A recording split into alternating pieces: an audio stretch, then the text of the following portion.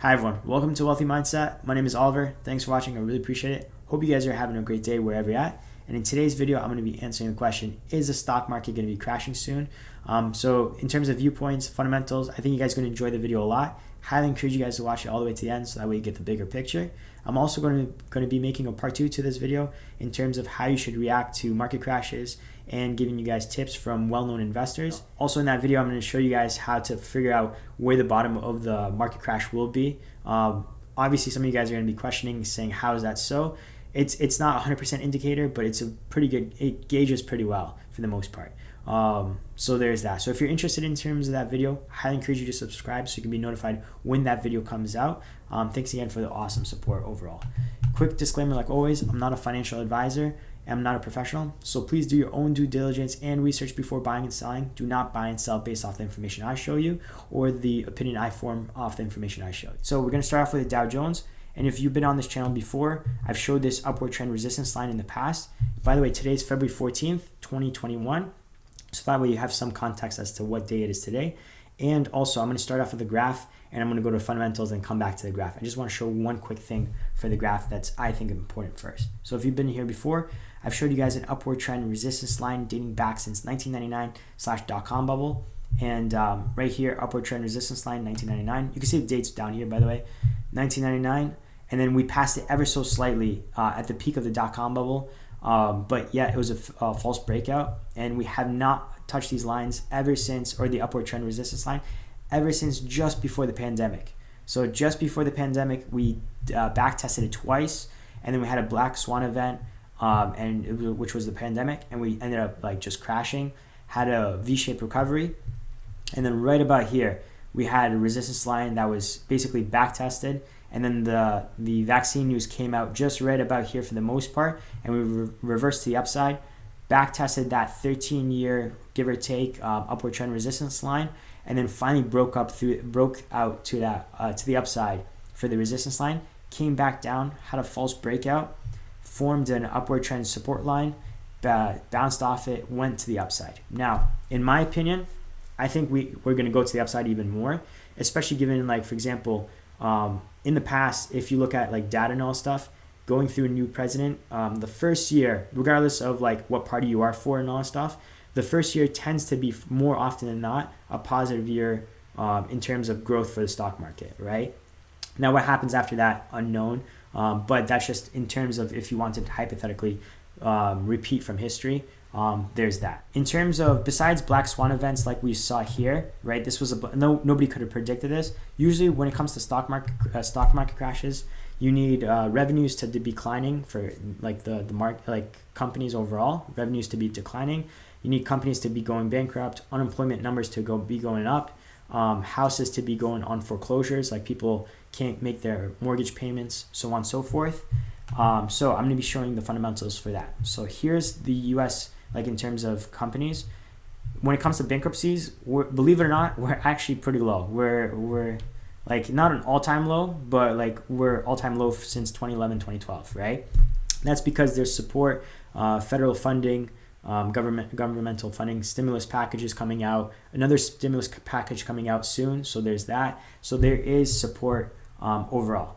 And then we have unemployment numbers. Obviously, they spiked up during the pandemic, but they're coming back down, arguably since the like pretty much 2014 number levels. So we're at 6.3% unemployment numbers, right? And by the way, I'm going to be posting everything down below in terms of the research, like these links and all that stuff in the description below. So if you want to check them out, you can check them out. Second thing is for houses in terms of foreclosures, I don't think they're going to happen anytime soon. Obviously, there's going to be some situations where some houses are going to be foreclosed, but I don't think there's going to be a mass increase just because they've increased the forbearance, or they extended the forbearance of mortgages. So if you can't pay your mortgage due to the pandemic and so on and so forth, they've increased that like support in terms of helping you to defer those payments to a future date, right? And this is recent, by the way. This is February 12th, 2021. Forbearance extension, et cetera, et cetera. So they're extending it. So there's that positive. Also, in terms of revenue, obviously they declined for the pandemic, but they've recently skyrocketed and now they're doing really well, right? So there's that. Now, interest rates. The reason why interest rates are important, when interest rates are low, like they more often than not, stocks tend to be going higher, right? The reason why is because companies could borrow more money, because it's essentially, when interest rates are low, it's essentially free money, right? So now companies could borrow money and they could put more money in terms of growing their companies, in terms of research and development. The housing market improves too, or in terms, housing market improves because now people could borrow more money, or more money in general, and are willing to take advantage of essentially free money to buy a house. That drives up the housing market. There's more demand for that. There's a whole industry for that in terms of materials for building a house, and that helps the economy in general because there's a whole entire supply chain, agents, so on and so forth. So there's that whole entire spiel. So you have that whole entire growth coming in through. And by the way, when companies could borrow money and invest in more in research development, the reason why that's beneficial too, you can't do research and development without hiring people, by the way. You need people to do that research and development. So it essentially helps the economy go up, right? So there's that benefit for the upside. Now, you could be like, well, that's all well, but who's to say people do that? Well, the thing is, even if people don't do that, or the market doesn't necessarily do that, people will get into the stock market because you can't allocate your funds anywhere else and get a better return in the stock market. Because if you put your money in a savings account, the bank doesn't necessarily give you anything much to really go home for, because the interest rate's already low for them. So they're not going to give you anything beneficial. Unless you go back here where it was like late 1970s, early 1980s, interest rates were pretty much 10 to 20%. If you put money in the savings account, you get a lot for your money in terms of returns, in terms of interest, right?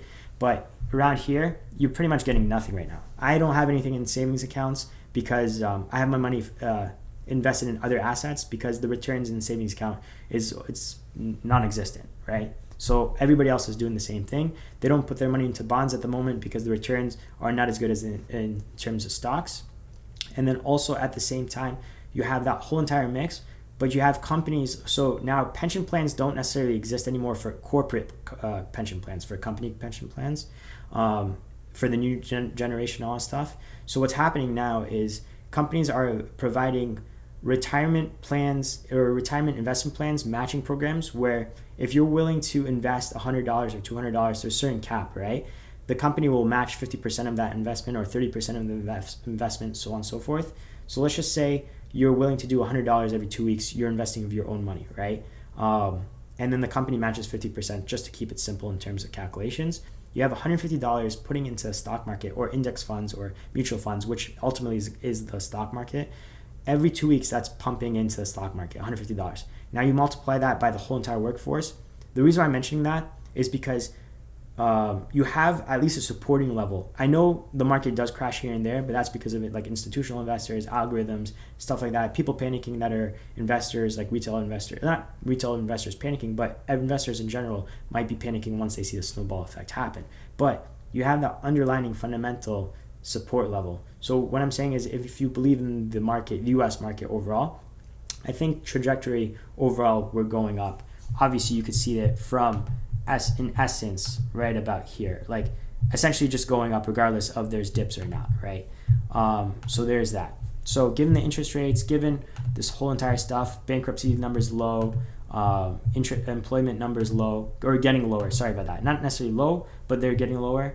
Housing support, revenues increasing for US companies, interest rates low. Okay, so getting back to the graph of the Dow Jones, here's 1899, by the way. So here's just before the Great Depression. Now, I'm not saying it's going to be the exact same thing. I'm not saying it's even going to be anything close at all or the same behavior. But just to show you, there's an upward trend resistance line dating back from 1899, right here, 1899, all the way to 1925, 1926, right? So it passed the upward trend resistance line and then back tested it and went up on a run for the next 3 years. So here's 1926, 1929, 1930 is the Great Depression. And it went up on a 3-year run. Now, I'm not saying that's going to happen. I personally don't think it's going to be this massive a run that we're going to have. I think we're going to go to the upside, but I'm only expecting a year run up personally, right?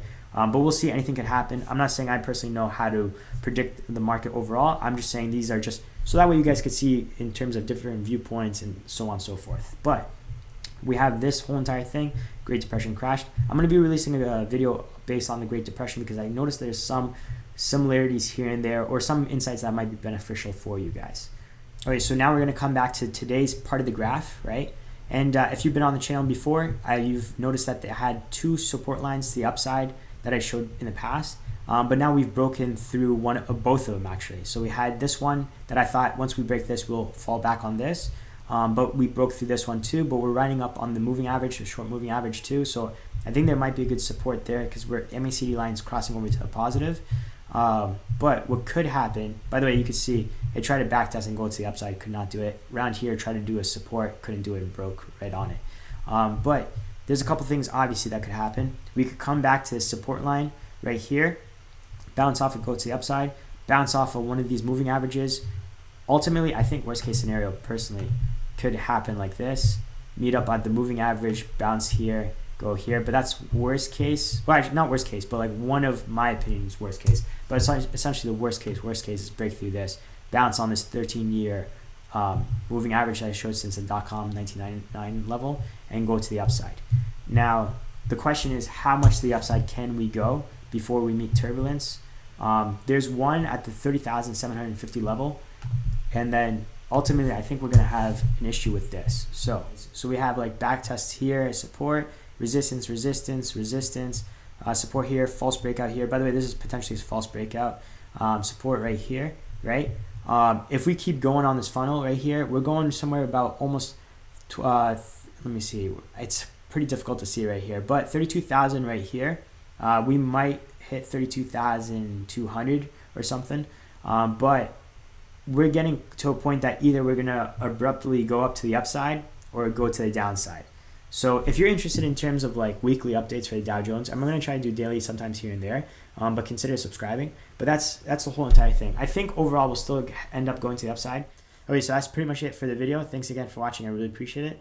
Hope you guys liked the video. If you guys did like the video, give it a thumbs up. Helps out the channel. Really appreciate it. If you guys do like videos in terms of like passive income, stock markets, mortgages, credit scores, so on and so forth, consider subscribing so you can be notified when I do upload those videos. And if you have any questions, comment down below and I'll try to answer them as quick as possible. Thanks again for watching, guys, and I'll see you guys in the next video. Peace.